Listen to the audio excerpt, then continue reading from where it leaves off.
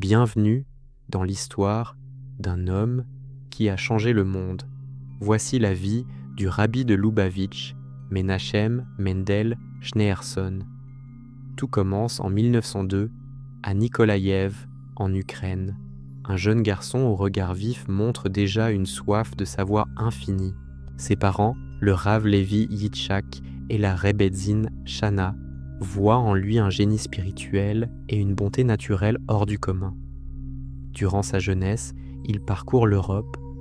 À Berlin puis à Paris, il étudie les sciences et la philosophie, unissant foi et raison. Mais en 1941, l'ombre de la guerre plane sur la France. Menachem Mendel et son épouse doivent fuir l'occupation nazie pour survivre.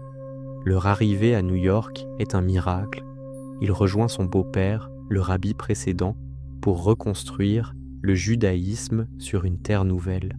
En 1950, suite au décès du rabbi Yosef Yitzchok, le mouvement Loubavitch cherche un nouveau guide. La responsabilité est immense. Il accepte enfin de devenir le 7e rabbi. C'est le début d'une révolution spirituelle sans précédent à travers le globe. Lors des Farbrengen, ces rassemblements de joie, il parle pendant des heures, captivant des milliers de fidèles par sa sagesse. Sa vision est claire, aucun juif ne doit être laissé de côté. Il envoie ses émissaires, les Shloim, aux 4 coins du monde. De Bangkok à l'Alaska, des maisons de Loubavitch ouvrent partout, offrant chaleur, aide et spiritualité à quiconque en a besoin. Le dimanche matin, des milliers de personnes font la queue pour recevoir $1 de sa main, signe de bénédiction et d'encouragement à la charité. Chaque personne, qu'il soit président ou simple enfant, reçoit la même attention. Le rabbi écoute avec son cœur.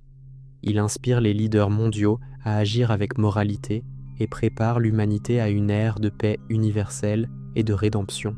Son message d'amour inconditionnel du prochain continue de résonner bien après 1994. Son héritage est vivant dans chaque acte de bonté. Aujourd'hui, ses institutions fleurissent et sa lumière s'étend. Le rabbi reste un phare pour l'humanité entière. Le voyage vers la rédemption continue. Ensemble, par nos actions, nous apportons la paix. Merci d'avoir suivi ce récit inspirant.